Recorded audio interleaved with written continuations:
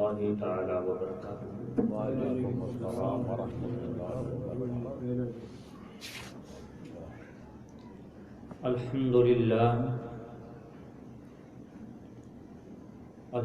للہ الذی فضل سیدنا و مولانا محمدا علی العالمین جمیعا الحاکین شفیعا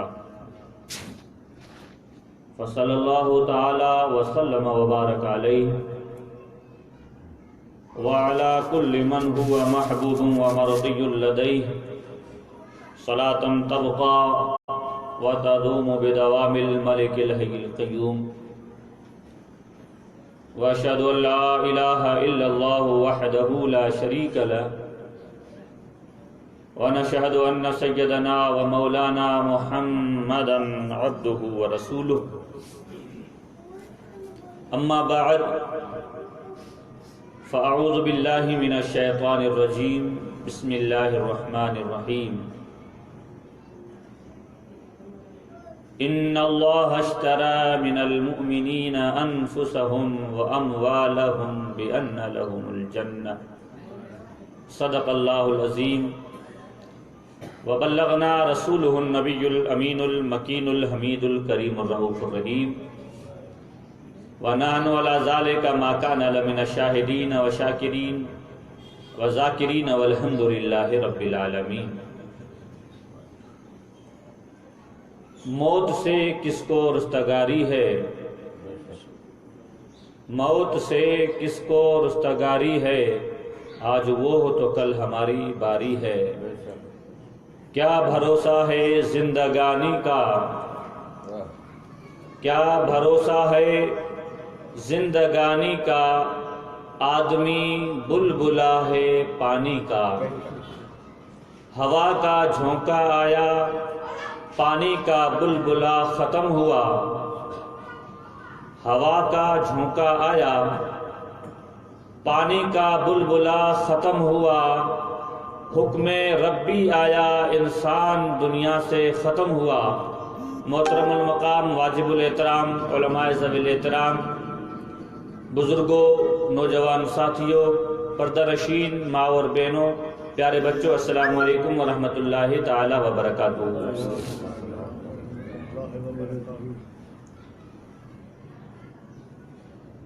خطبہ مسنونہ کے بعد میں نے جس آیہ کریمہ کو تلاوت کرنے کا شرف حاصل کیا، اللہ تعالیٰ کی بارگاہ میں دعا کرتا ہوں کہ اللہ تعالیٰ مجھے حق کہنے اور آپ حضرات کو حق سننے، مجھے اور آپ سبھی کو اس کے اوپر عمل کرنے کی توفیق رفیق عطا فرمائے۔ وہ اس لیے کہ زندگی عمل سے بنتی ہے، جنت بھی جہنم بھی۔ زندگی عمل سے بنتی ہے، جنت بھی جہنم بھی۔ یہ خاکی اپنی فطرت میں نوری ہے نہ ناری۔ آئیے کچھ گفتگو کروں اس سے پہلے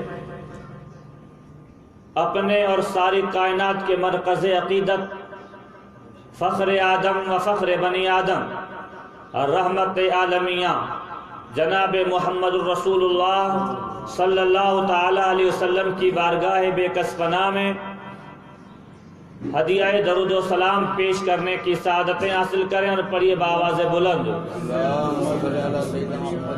صلی اللہ علی النبی الامی وآلہ صلی اللہ علیہ وسلم۔ صلاۃ و سلام علیک یا رسول اللہ، صلاۃ و سلام علیک یا سیدی یا حبیبی یا آقائی یا مولائی یا رسول اللہ صلی اللہ تعالی علیہ وسلم۔ اللہ رب العزت نے کلام پاک کے اندر ارشاد فرمایا، ان اللہ اشترى من المؤمنین انفسهم واموالهم بان لهم الجنہ۔ بے شک اللہ تعالی نے مومنوں کی جان و مال کو خرید لیا جنت کے بدلے میں۔ جان ہماری ہے ہی نہیں، مال ہمارا نہیں، ہم خود بک چکے ہیں، ہم نے اپنا جسم بھی بیچ دیا، ہمارا مال بھی ہمارا بکا ہوا ہے، ہمارا جسم بھی ہمارا بکا ہوا ہے، ہمارا نفس بھی بکا ہوا ہے۔ جو چیز بکی ہوئی ہے اس کے لیے یہ رونا دھونا کیسا، اس کے لیے پیچھے آہو بکا کرنا کیسا۔ جو چیز بکی ہوئی ہے، جو مال کے اعتبار سے ہے، تو مال بکا ہوا، تو مال جب بکا ہوا ہے تو اس کے لیے رات دن اتنی مشقتیں کرنا کہاں۔ اب ہمارا جسم ہمارا نہیں، ہمارا مال ہمارا نہیں، یہ تو بک چکا ہے۔ بیچا کس نے؟ بیچا کس نے؟ مختصر یہ بتا دوں پھر موضوع کی طرف لوٹوں۔ ظاہر سی بات ہے کہ دنیا داری کے اندر اگر کوئی چیز ہے تو اس کو بیچنے کے لیے کوئی چیز کا ہونا ضروری۔ مثال کے طور پر یہ نوٹ بک خود پہلے حاضر ہونا ضروری۔ جب یہ ہے ہی نہیں تو بیچو گے کیا؟ سب سے پہلے نوٹ بک کا ہونا ضروری۔ اب جب یہ نوٹ بک حاضر ہوئی تو اب اسے کوئی بیچنے والا چاہیے۔ بیچے گا کون؟ تو ہم لوگ اور آپ لوگ جو سنتے ہیں قرآن کے اندر کہ اللہ جو انسانوں کے جان و مال بک چکے، مومنین کا جان و مال بک چکا، تو یہ جان و مال بیچا کس نے؟ جسم بھی موجود، مال بھی موجود، اب یہ بیچنے والا کون؟ تو پتہ یہ چلے گا احادیث پاک کے اندر آپ پڑھیں گے، علماء کی زبانیں جب آپ سنیں گے تو آپ کو پتہ چلے گا کہ مومنین کے جسم اور مال کو اگر کسی نے بیچا ہے تو وہ محمد رسول اللہ کی ذات ہے۔ بیچنے والے نبی ہیں، بکنے والے مومنین ہیں، بیچنے والے نبی ہیں۔ اللہ اکبر کبیرہ۔ پھر ایک سوال پیدا ہوتا ہے کہ مومنین کا جسم اور مومنین کا مال بیچ دیا گیا، بیچنے والے مصطفیٰ، لینے والا کون؟ تڑپ کر بولیے سبحان اللہ۔ خریدار کون؟ بیچنے والے مصطفیٰ، لینے والے کون؟ پتہ یہ چلے گا کہ لینے والی ذات خدا کی ہے، بیچنے والی ذات رب کی ہے۔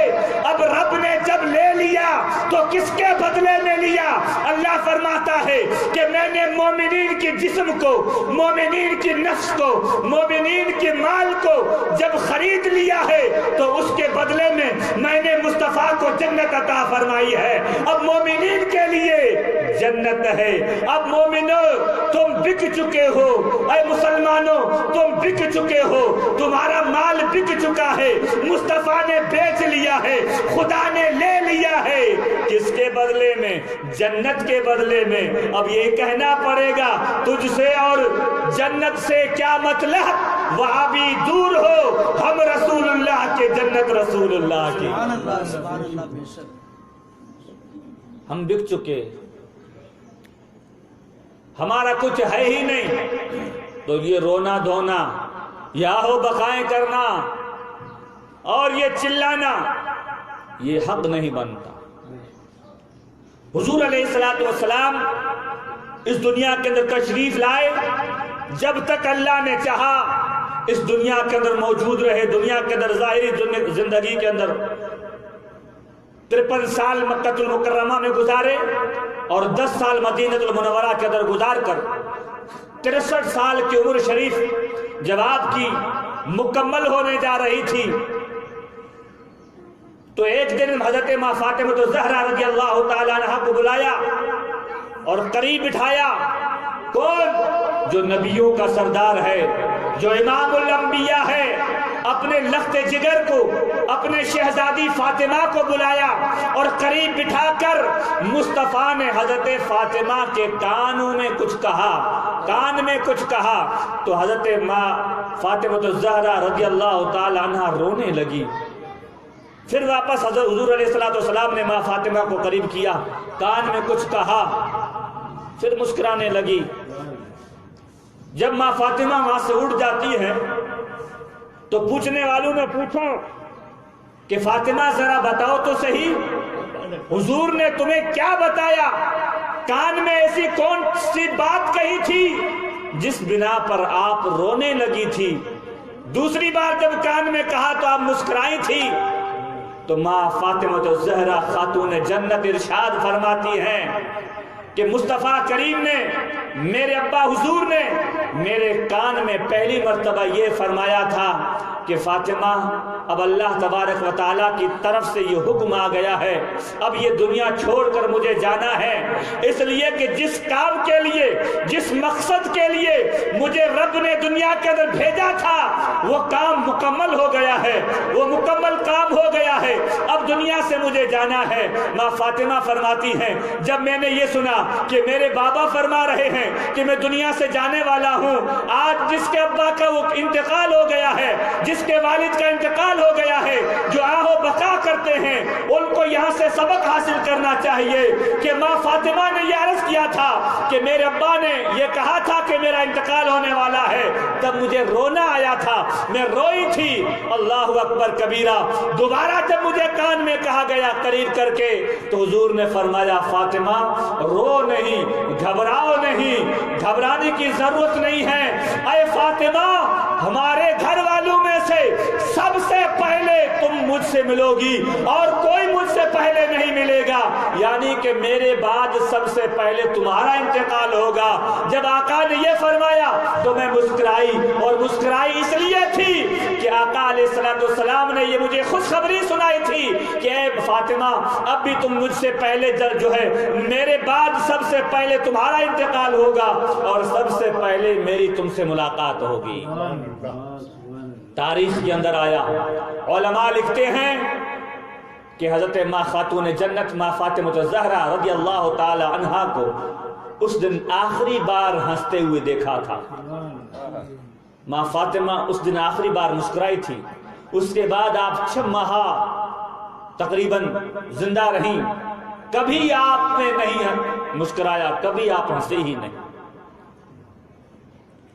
تو ماں باپ اللہ کی نعمت ہے سمجھتے ہیں ہم لوگ، لیکن اس نعمت کو ایک نہ ایک دن جانا ہے۔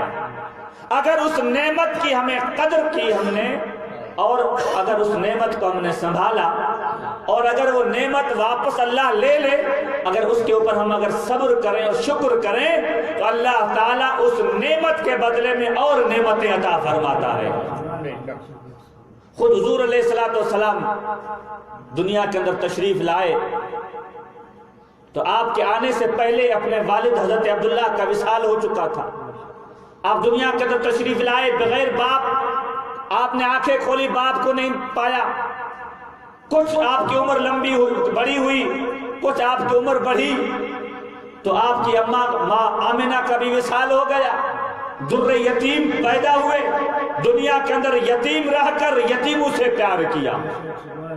ایک مرتبہ حضور علیہ السلام اپنے صحابہ کے مجمع میں موجود ہیں اور خوشی کا دن، عید کا دن ہے۔ آقا کریم صلی اللہ تعالی علیہ وسلم جیسے ہی عیدگاہ کی طرف روانہ ہو رہے، راستے میں دیکھا کہ کچھ بچے کھیل رہے ہیں، خوشیاں منا رہے ہیں، کچھ بچے اچھے لباس پہنے ہوئے ہیں، لیکن ان میں سے ایک ایسا بچہ ہے جس نے لباس نہیں پہنے، اچھا نیا کپڑے نہیں پہنے ہیں، خوشبو نہیں لگائی، سر میں تیل کنگھی نہیں کیا۔ اللہ اکبر کبیرہ۔ جیسے ہی آقا کریم نے اس بچے کو دیکھا، قریب کیا، اپنے گود میں لیا اور فرمایا کہ بیٹا آج عید کا دن ہے، کیا تم آج خوشیاں نہیں مناؤ گے؟ کیا آج تم نئے کپڑے نہیں پہنو گے؟ کیا آج تم اپنے آنکھوں میں سرما نہیں ڈالو گے؟ کیا آج تم اپنے سر میں تیل نہیں لگاؤ گے؟ کیا آج تم خوشیاں نہیں مناؤ گے؟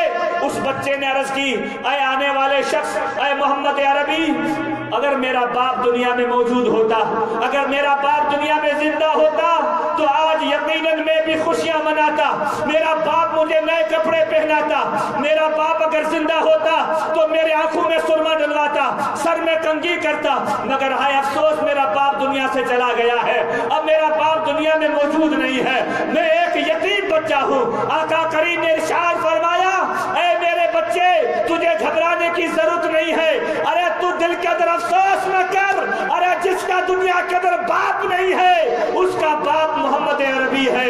اگر تیرا باپ دنیا سے چلا گیا ہے تو تجھے ڈرنے کرنے کی ضرورت نہیں ہے، تجھے افسوس کرنے کی ضرورت نہیں ہے۔ ارے تیرا باپ گیا ہے تو دین محمدی کے لیے لڑتے لڑتے شہید ہو گیا ہے، چل آ جا، آج کے بعد میں تیرا باپ ہوں، فاطمہ تیری بہن ہے، خدیجہ تیری ماں ہے، عائشہ تیری ماں ہے، اور تمام لوگ تیرے بھائی ہیں۔ اللہ اکبر کبیرہ۔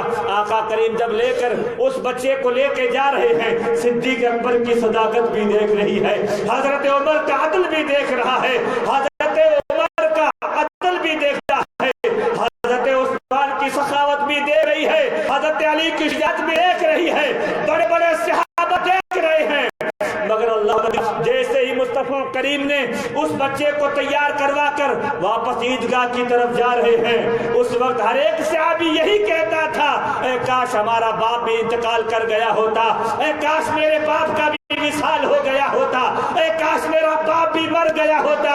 تو اگر مصطفیٰ کریم صلی اللہ علیہ وسلم جس طریقے سے اس بچے کو لے کر جا رہے ہیں، میرا باپ بھی چلا گیا ہوتا، میں بھی یتیم ہو گیا ہوتا، تو آج میں بھی مصطفیٰ کے ساتھ اس طریقے سے جاتا ہوا نظر آتا۔ یتیم ہونے کا کبھی غم مصطفیٰ کریم نے کسی کو نہیں دیا۔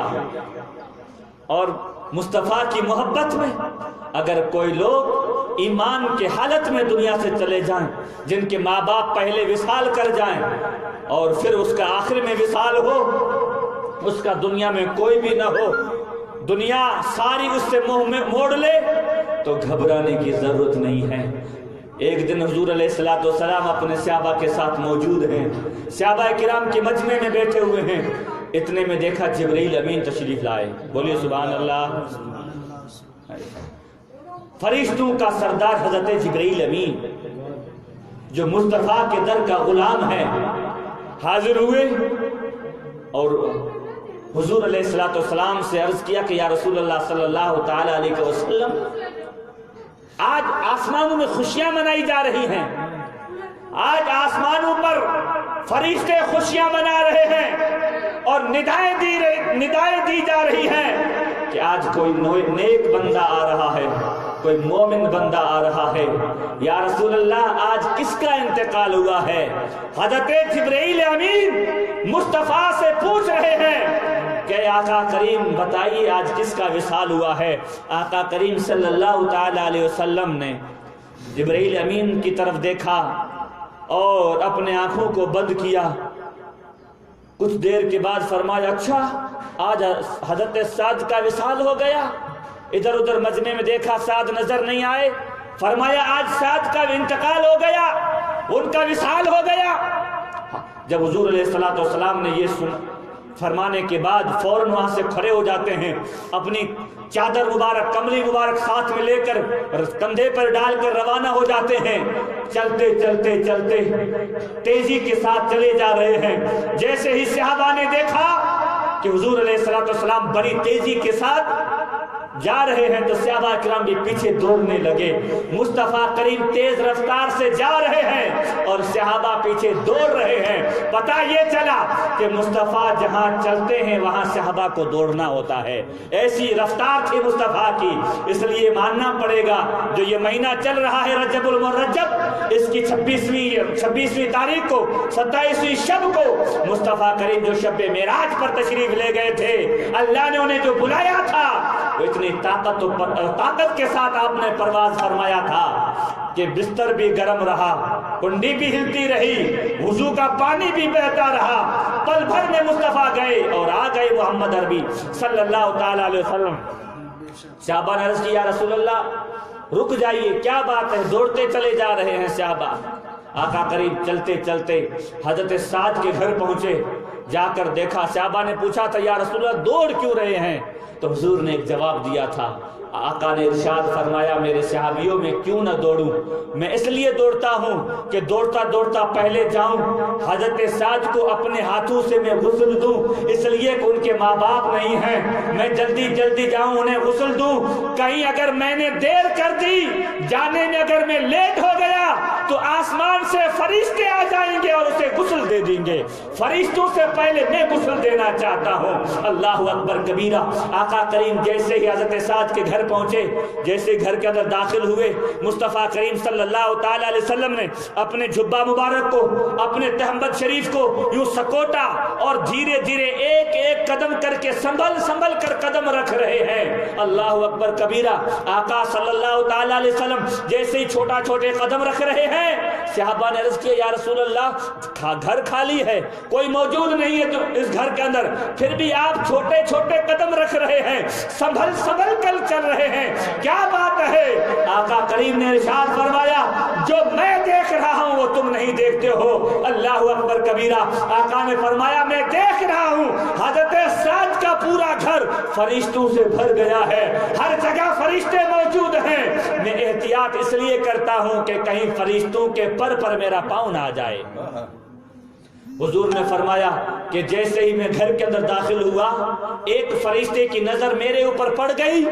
اس فرشتے نے جیسے ہی میرے کو دیکھا، اپنا ایک پر جو ہے وہ سمیٹ لیا، مجھے جگہ مل گئی آگے جانے کے لیے، میں آگے چلا گیا۔ اللہ اکبر۔ حضرت سعد کو جب غسل دیا گیا، اب چارپائی کے اوپر اٹھایا گیا، صحابہ کرام نے جب چارپائی کو اٹھایا، ایک ایک کر کے کندھا دیتے چلے جا رہے ہیں۔ اللہ اکبر کبیرہ۔ صحابہ کرام نے عرض کیا یا رسول اللہ صلی اللہ تعالی علیہ وسلم، اس چارپائی کے اوپر، اس کھاٹلے کے اوپر کوئی میت ہے یا نہیں، کوئی سویا ہوا ہے یا نہیں؟ بالکل اس کے اندر وزن نہیں ہے، بالکل یہ ہلکا نظر آتا ہے۔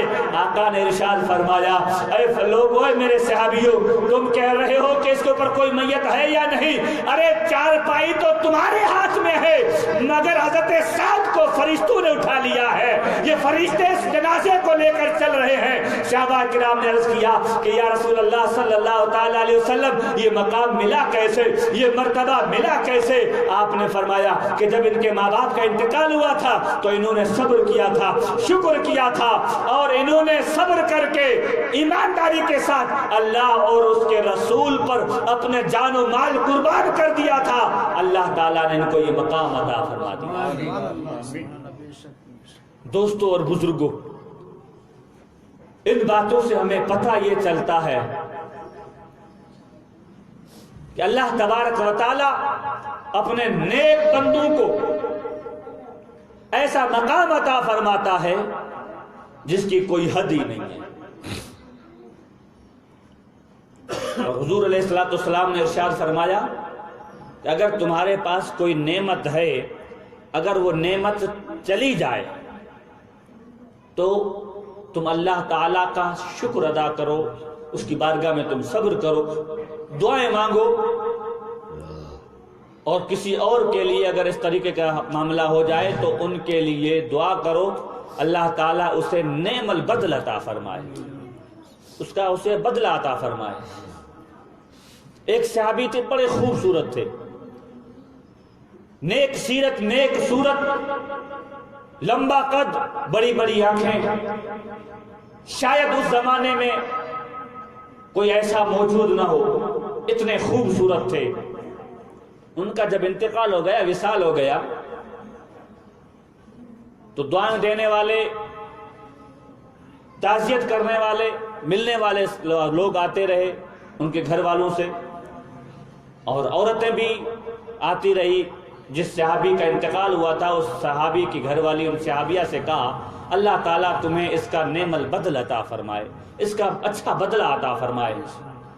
تو صحابیہ نے کہا کہ میرا شوہر اتنا خوبصورت، اتنا نیک، اتنا پیسے والا، ایسا تو میں نے آج تک کوئی شوہر دیکھا ہی نہیں ہے، اور تم یہ دعا دے رہی ہو کہ مجھے نعم البدل مل جائے، اس سے اچھا اور کون سا بدلہ ملے گا، ان سے خوبصورت اور کون ہوگا۔ کچھ دنوں کے بعد جب ان کا نکاح حضور علیہ السلام سے ہو گیا، آقا کریم نے اس صحابیہ کو، اس عورت کو اپنی زوجیت میں لے لیا، انہیں امہات المومنین بنا دیا، مومنوں کی ماں بنا دیا۔ تب آپ نے مصلی بچھایا، اس صحابیہ نے، ام المومنین نے مصلی بچھایا اور اللہ کی بارگاہ میں دعا کرنے لگی کہ مولا تیرا جو حکم ہے وہ یقیناً حق ہے، اور حضور کا جو فرمان ہے وہ حق ہے، قول محمد قول خدا ہے، فرمان نہیں بدلا جائے گا، بدلے گا زمانہ لاکھ مگر قرآن نہیں بدلا جائے گا۔ اے اللہ میرا شوہر تو خوبصورت تھا، سب کچھ تھا، مگر وہ امام الانبیاء نہ تھا۔ اے مولا میرا شوہر جو تھا وہ پیسے والا تو تھا لیکن مالک کائنات نہ تھا۔ اے مولا میرا شوہر جو ہے لمبے قد والا تو تھا مگر لمبے اور بڑے مرتبے والا نہ تھا۔ مولا تو نے مجھے ایسا شوہر عطا فرمایا ہے جو اس کا مقام بھی افضل والا ہے، انبیاء کا بھی سردار ہے، جنت کا بھی مالک ہے، دنیا کا بھی مالک ہے۔ اے مولا جو تیرا حبیب ہے، جو تیرا محبوب ہے، مولا یقیناً اگر کوئی بندہ نعم البدل کی دعا مانگتا ہے، اے اللہ تو اس کی دعا کو قبول فرماتا ہے۔ آج کی اس محفل میں ہم اور آپ لوگ حاضر ہیں، ہم بھی یہی دعا کرتے ہیں اللہ تعالیٰ گھر والوں کو سب جمیل عطا فرمائے اور ہمیں نیک راستے پر چلنے کی توفیق عطا فرمائے۔ آج ہمارے اندر بہت ساری برائیاں پائی جاتی ہیں، شادی کا موقع ہو، انتقال کا موقع ہو، میت کا موقع ہو، بڑی بڑی بڑی بیماریاں موجود ہیں۔ اللہ تعالیٰ ان بیماریوں سے ہماری حفاظت فرمائے۔ ہمیں وہ کام کرنا ہے جس سے اللہ اور اس کے رسول راضی رہیں۔ آخری بات، وقت ختم ہو گیا لیکن ایک آخری بات میں اپنی ماں بہنوں کے لیے بتانا چاہتا ہوں۔ وہ اس لیے کہ آدمیوں سے زیادہ میری مائیں بہنیں ہلہ مچاتی ہیں، غم ہوتا ہے غم دل میں رکھیں، آنسو نہ بہائیں، اس لیے کہ ہمارا ایک ایک آنسو مرنے والے کے لیے عذاب بن جاتا ہے۔ کوئی ہے ایسا اولاد جو مرنے کے بعد بھی اپنے ماں باپ کو تکلیف میں دیکھے؟ ہے کوئی ایسا بیٹا جس کا باپ انتقال کر جائے اور پیچھے بچہ ایسے کام کرے جس سے ماں باپ کو تکلیف ہو؟ کہتے ہیں کہ ایک شخص تھا، اس کا انتقال ہو گیا، اس کی بیوی روز جاتی قبرستان، روز قبرستان جاتی، کچھ دیر بیٹھتی، کچھ وہاں پڑھتی، اور اس کا شوہر جو ہے وہ قبر سے باہر آ جاتا، اس سے ملاقات ہو جاتی، بات چیت ہو جاتی، واپس چلے جاتے۔ کئی دن تک ایسا سلسلہ چلتا رہا۔ ایک دن وہ عورت اپنے گھر پر بیٹھی ہوئی تھی، اپنے شوہر کی یاد نے ستایا، رونے لگی، روئی اور اتنا روئی کہ اس کی آنکھوں سے آنسو بہے۔ دوسرے دن جب وہ عورت قبرستان جاتی ہے، اپنے شوہر کا انتظار کر رہی، کب آتا ہے کب آتا ہے ملاقات کرنے۔ بہت دیر کے بعد اس کا شوہر آیا، پانی کے اندر بھیگا ہوا، جسم سے پانی ٹپک رہا ہے۔ پوچھا یہ کیا معاملہ ہوا، آج تم اتنے پانی میں گیلے کیسے ہو گئے ہو، بھیگ کیسے گئے ہو؟ اس نے کہا کہ جو تم کل روئی تھی نا، جو تم نے 2 آنسو بہائے تھے اپنے آنکھوں سے، 2 قطرے آنسو کے جو بہے تھے، اللہ تعالیٰ نے ان 2 قطروں کو سمندر بنا دیا۔ میں نے ان 2 سمندر کو پار کر کے بڑی تکلیف کے بعد میں آج یہاں پہنچا ہوں۔ تو رویا نہ کر، آنکھوں سے آنسو جاری نہ کیا کر۔ اگر تجھ کو مجھ سے محبت ہے تو گھر میں قرآن کھول کر قرآن کی تلاوت کیا کر، درود و سلام پڑھا کر، مصطفیٰ کی نعتیں پڑھا کر، ایصال ثواب کا کرا کر، تو مجھے اللہ تعالیٰ اس کا ثواب عطا فرمائے گا، یہ ساری تکلیفیں دور ہو جائیں گی۔ اس لیے میں اپنے ماں بہنوں سے بھی عرض کرتا ہوں، میری ماں اور بہنوں، تم کوئی ایسا کام نہ کرنا، ایسا کام کرو جس سے اللہ اور اس کے رسول راضی رہ جائیں۔ کام وہ لے لیجئے جو تم کو راضی کرے، ٹھیک ہو نام رضا، تم پہ کروڑوں درود۔ وآخر دعوانا ان الحمدللہ رب العالمین، صلاۃ و سلام۔